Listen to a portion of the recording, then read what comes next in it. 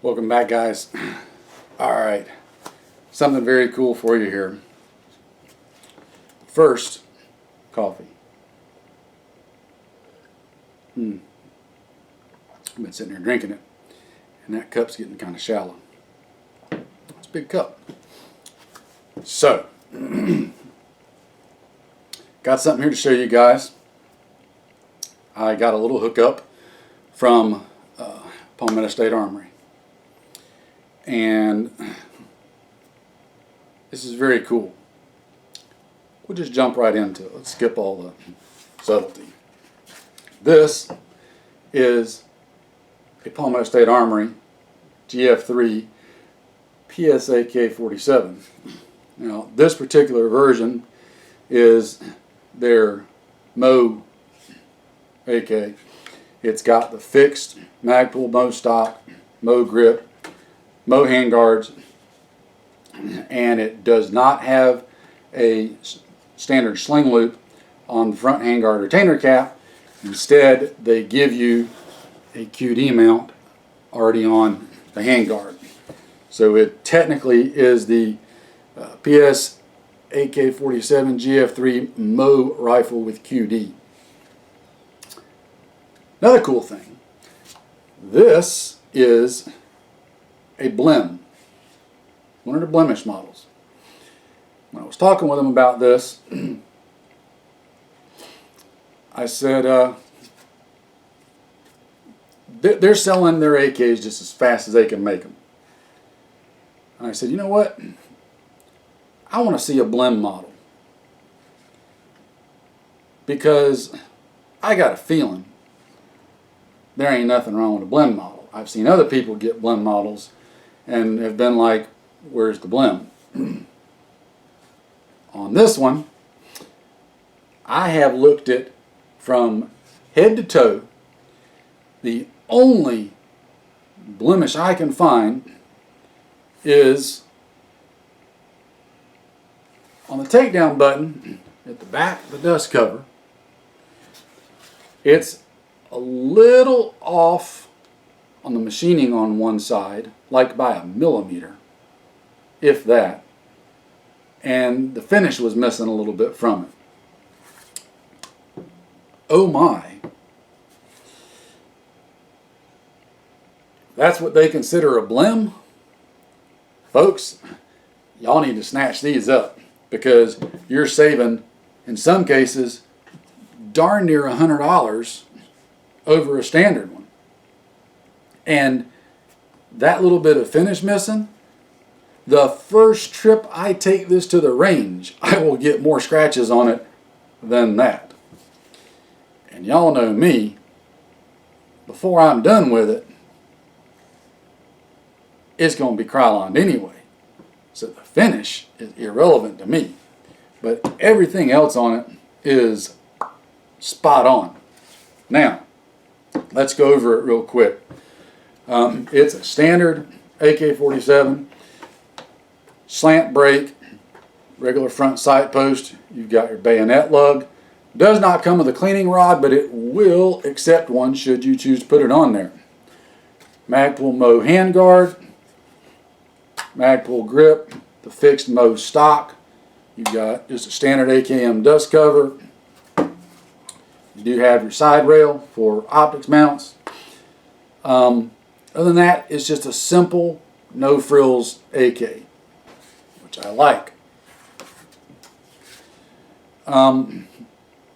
Internals are all standard AKM. They all look great. Nothing to write home about there. I will say this. I've got a lot of experience with a lot of AKs. I've probably got more experience with arsenals than any other AK. At the moment, there's an arsenal sitting over in the safe. I will tell you that this gun feels almost identical to that arsenal. It's a lot more expensive. This is a good feeling gun, right? Now, I haven't shot it yet. This is just your preliminary overview of the gun. We will take it out and get video on it. I'm going to evaluate it. Again, that armed prepared citizen mindset, and see what I think. I will point out that Robski over at AKOU did put one of these through his 5,000 round test, and it made it all the way through just fine. I don't have any reason to doubt that there's anything off about this one. I may change out a few things on it here or there. Don't know yet. I have to see. But I wanted to show you to y'all in its stock configuration. In its stock configuration, it is a 100% usable gun, barring that it functions good and accuracy is good. I was concerned about the stock because, as I've mentioned to you guys before, when it comes to AKs, I really like having a stock I can adjust the length of pull on to use in various shooting positions and various people and all that. But I gotta say, this stock, at the length that it's at, is actually really usable in a lot of positions. I can stand up with it, and I've got a good length of pull, good cheek weld. I can prone out with it, and it fits good. So I really like this stock. Man, I'm going to be hard pressed to change it out. Although I might, because I've got something else that I really want to put on it and try. We'll see what we do here. But anyway,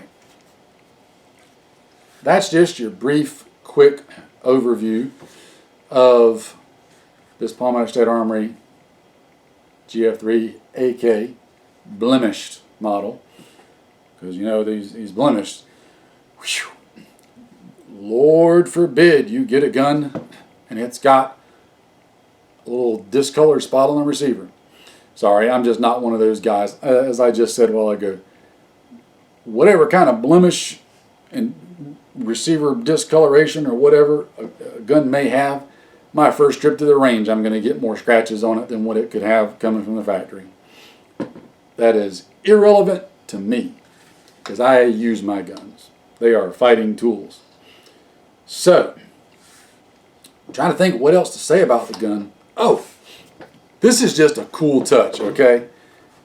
It doesn't matter a hill of beans about the form, function, or anything else. It's just cool that Palmetto State Armory did this. On your safety selector,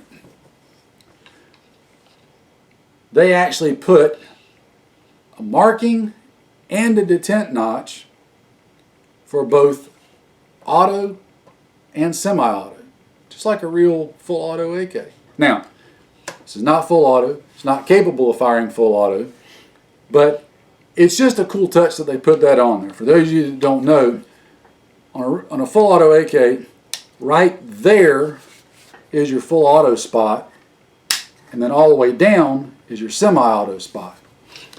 So it's just cool that they put the little detent notches and markings on there to do that. I just like that. That it makes me happy in lots of ways for no particular reason at all. And that's all I got to say about that. So we've probably rambled on longer than y'all want to, just going over the gun, but as soon as I can get her to the range, we're gonna put some rounds through it, get it zeroed, see what kind of accuracy we can get, and go from there. Oh, let me cover a couple. I'm thinking of things as I'm going. One cool touch inside, you've got, instead of the standard a lot of companies use, the little paper clip like shepherd's hook for the hammer and trigger retainer pins, they actually have a really nice retainer plate in there instead of that paper clip. Very good touch there. Just for informational purposes, the trigger is a single hook standard AK trigger. Nothing to write home about there. This is a M3 PMAG that has the metal reinforcements on it. This is the regular M2 mag that doesn't have the metal reinforcements, and as you can see, it locks in fine.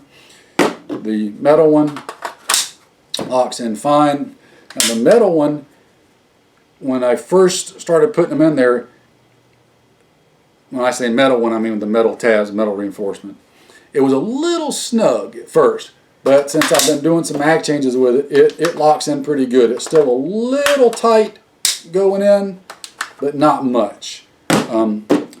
Before I started this video, I should have grabbed some of my other magazines to show you all in it, and I forgot. So we will do that in the next one. We'll try some different mags in it and see what it does. But just point of note, the M3 P mags were a little snug in it, but the more I've put this one in and out, it's started fitting fine. If I had to pick a druther with it, right now the one thing that is usable, but I would change it if I could, is the mag catch. The mag catch is pretty small.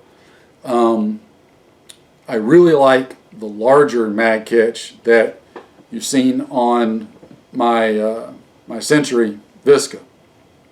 I like that larger paddle. This may be something that I eventually find something different and change out. That would probably be the only thing that I would recommend at this point of having the gun to Palmetto State, is to put a little bit larger mag catch on there, even if it stuck down just a hair further. It's just really short and close to the trigger guard, so when you're trying to get your thumb in there, it's a really tight fit to get a hold of the mag catch. Doable, perfectly doable, but it is kind of small for my taste. And that's really my only druther in the gun, guys. So again, got to get out and shoot it. We'll see what it does, but I was just really excited to get this done and show this to you guys. So there you are. Stay tuned for the range trip on that. We'll get that out to you as soon as we can, and we'll go from there. Take care, guys. Stay safe. Stay prepared. Get trained. Go train, train, train. And we'll see you in the next one. Have a good one.